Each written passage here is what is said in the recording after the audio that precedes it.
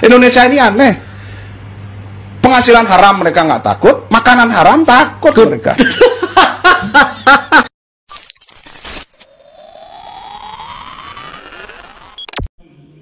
Secara moral pesannya ini bagus. Ini sindiran yang luar biasa. Karena kita memang heboh sekali. Misalnya ada orang muslim makan babi, apalagi diposting gitu.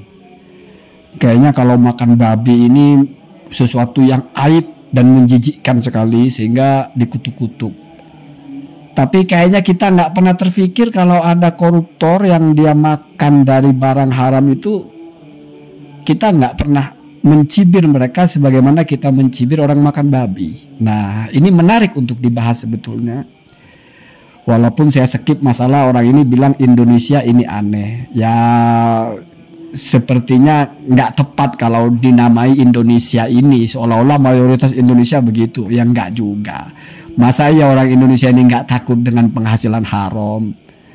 Penghasilan haram itu mencuri, nipu, jual minuman yang haram, jual babi. Kayaknya kalau orang Islam itu nggak ada yang terang-terangan seperti itu. Ya mungkin tersembunyi-tersembunyi saja. Artinya kayaknya ya kalau kita lihat ada nggak di daerah Muslim gitu jualan daging babi? Nggak ada di situ. Ada nggak di daerah Muslim jualan minuman keras? Kayaknya nggak ada ya, kecuali tersembunyi-tersembunyi. Atau termasuk penghasilan haram itu seperti misalnya perek, dia dapat duit dari dibayar untuk apa bahasanya, untuk bersetubuh, atau jangan-jangan yang dimaksud penghasilan haram ini mungkin bunga bank, orang kerja di bank atau apa. Wah itu lain Pak, itu kan mukhtalaf lah masih. Apakah itu termasuk riba atau tidak? Bukan ikhtilaf riba haram apa tidak, riba ya haram. Tapi apakah itu termasuk kepada riba atau tidak, kan begitu. Jadi jangan dikelompokkan itu kepada penghasilan haram sehingga Bapak melihat orang-orang yang kerja di bank mungkin itu tidak takut kepada penghasilan haram. Ya nggak ada kajiannya Pak ulama masalah itu. Jadi haram itu ada dua, ada lidzatihi, materinya haram, bangkai, daging babi, daging anjing, ya, itu haram namanya. Ada yang likasbihi, yaitu karena prosesnya atau faktor eksternal. Barangnya halal sebetulnya, cuma karena diproses dengan cara yang haram. Misalnya nasi kan halal Pak, tapi kalau curian nasi itu haram dimakan bagi kita. Tapi nasi itu halal bagi yang punya, bagi kita yang haram karena kita bukan yang punya. Atau misalnya orang berpenghasilan haram, misalnya bisnisnya mencuri, lalu dia beli nasi, itu sama dengan babi nasi itu. Sama-sama haram ya, kesamanya sama-sama haram gitu.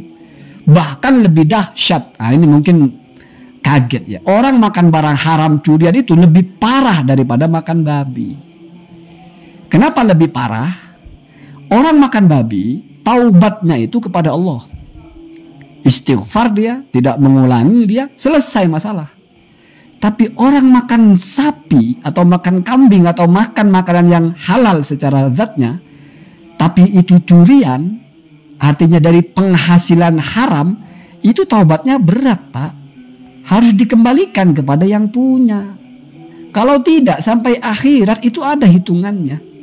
Kalau yang punya ridho, ya yang punya dapat pahala. Tapi kalau yang punya tidak ridho, nggak perlu saya bacakan ini standar ini ya. Kalau yang punya tidak ridho, dituntut nanti di akhirat. Nanti itu dikonversi dengan amal bapak yang mencuri itu. Jadi amal kita yang baik itu akan dikasihkan. Ya kalau bagus kalau kita amal baiknya banyak. Nah sudah krisis, masih harus dikasihkan kepada orang-orang karena kita ada hutang kepada mereka. Jadi lebih berat. Kalau makan babi selesai Pak. Kenapa? Karena makan babi itu haramnya haram di babinya. Tidak berurusan dengan adami, tidak berurusan dengan orang lain. Apalagi nipu. Ya, termasuk juga makan babi sama dengan makan babi itu misalnya perek ya. Jadi ada dua, sesuatu yang kasab bisa jadi haram itu ada dua. Ada yang punya tidak ridho, seperti tipu, mencuri itu kan yang punya tidak ridho. Ada yang punya ridho tapi tetap haram karena kasabnya. Apa contohnya? Jual beli babi. kita jual babi, kita jual minuman keras. Itu haram Pak, duit yang kita terima itu. Tapi ini bukan lagi haknya yang punya. Artinya ini tidak harus dikembalikan kepada yang punya. Karena yang punya memberikan kepada kita, yang punya uang itu dengan sukarela. Tapi tetap barang ini tidak boleh kita makan. Cuma nggak ada urusan dituntut nanti. Karena kamu beli babi, yang kamu kan keluar duit. Kamu dapat babinya. Jadi iwatnya kamu dapat. Kan begitu. Jadi tidak lalu uang yang kita terima masih hak dia. Enggak. Nah. Dan tidak harus dikembalikan kalau yang itu. Tapi tidak boleh dimakan juga. Lalu bagaimana caranya? Ditasorufkan kepada hal yang baik. Kalau misalnya kita punya duit 1 miliar dari jual homer atau jual babi, kita lalu bertobat, tidak boleh dihancurkan uang itu. Tidak boleh dikembalikan juga kepada yang punya. Tapi apa yang kita lakukan? Uang itu harus kita manfaatkan untuk kemaslahatan orang lain. Tidak boleh kita manfaatkan. Karena kita kalau memanfaatkan maka sama dengan kita makan barang haram. Jadi kalau kita fahami benar-benar, lucu kalau orang takut kepada makanan barang haram tapi tidak takut kepada penghasilan haram. Gimana ceritanya? Kamu kan makan dari penghasilan. Ya kamu makan barang haram, babi, kamu makan dari gaji kamu atau dari uang yang kamu peroleh. Kalau itu dari barang haram ya sama saja. Jadi agak-agak nggak sinkron bahasa ini sebetulnya.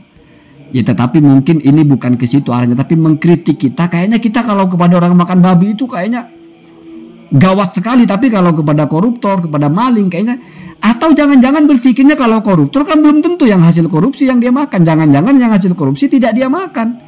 Yang dia makan gaji dia yang halal, kan bisa jadi begitu Pak. Jadi memang secara kasat mata berbeda.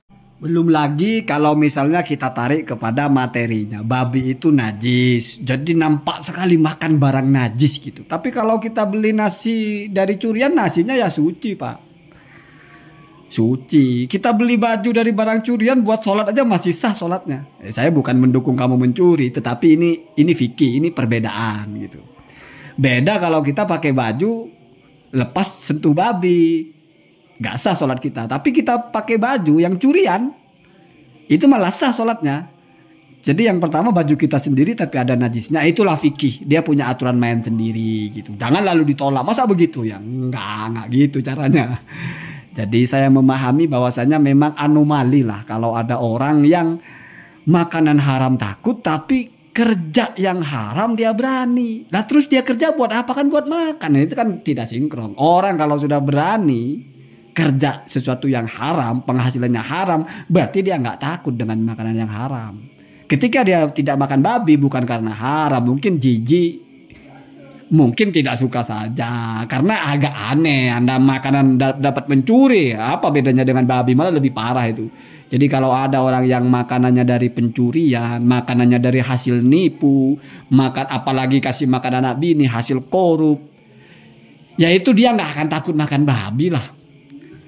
Dia makan barang yang haram yang masih beresiko pula, berani kok. Jadi sudah nggak takut kepada Allah, nggak takut kepada orang.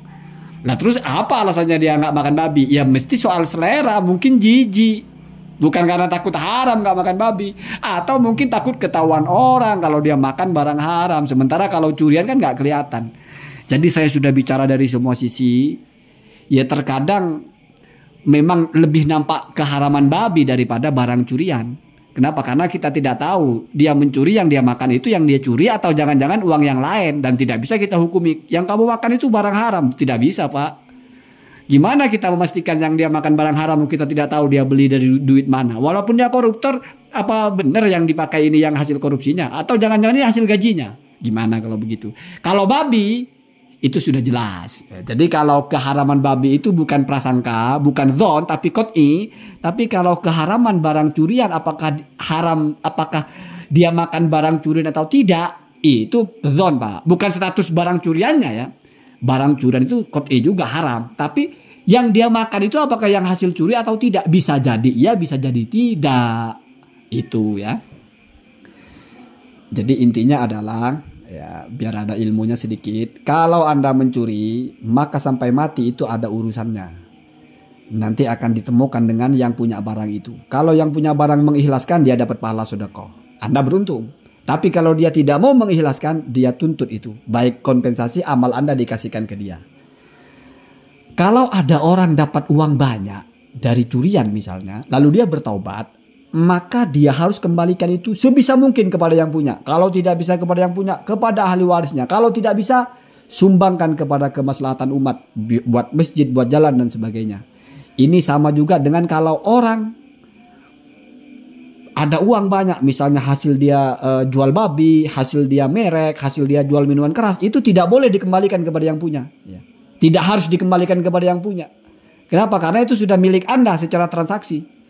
Yang ngasih ke Anda itu dengan ridho dia, ikhtiar dia bebas, tidak tertekan.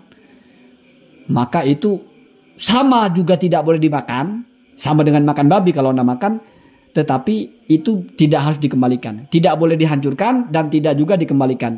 Maka bagaimana caranya? Disumbangkan. Jadi syariat ini tidak pernah mengajarkan kita menghancurkan harta. Mau harta ini haram, mau harta ini halal, tidak pernah boleh dihancurkan. Kenapa? Karena harta itu mesti ada yang punya. Kalau yang punya susah dideteksi, maka mau tidak mau disebar kepada semua orang menjadi maslahah untuk umat. Begitu ya. Semoga kita menjadi orang-orang yang takut kepada Allah dalam diam-diam, takut kepada Allah dalam terang-terangan juga ya. Jadi nahnu nu'minu billahi fis-sirri wal alaniyati wa fi qulubina at-taqwa sirran wa alaniyatan. Itu berat sekali. Jadi kita menjadi orang yang ada ketakwaan di hati itu, baik ada yang lihat atau tidak ada yang lihat. Manusia maksudnya. Walaupun sebetulnya kalau ada orang bilang saya akan melakukan dosa kalau tidak ada yang melihat saya satupun, artinya dia tidak akan pernah bisa melakukan dosa, Pak. Kenapa? Karena mesti ada yang melihat dia, malaikat yang melihat, Allah apalagi gitu. Kecuali kalau maksud dia yang melihat, iyangnya di sini orang, sehingga kucing pun sudah nggak dihitung sama dia. Misalnya dia makan sesuatu yang haram, ada kucing di sebelahnya, nggak ada masalah. Dia berzina, ada kucing sebelahnya, nggak ada masalah. Kan kucing ngelihat, Pak. Maksudnya itu mungkin orang. Nah, ini mungkin masuk kepada takut kepada manusia itu melebihi ketakutannya kepada Allah. Ya ada digambarkan dalam Al-Quran seperti itu. Orang-orang yang apa bahasanya, yang bermasalah. Dia lebih takut kepada manusia daripada kepada Allah. Dia tidak mencuri bukan takut kepada Allah, takut digebukin orang. Artinya seandainya dia ada kesempatan aman dari situ, dia hajar.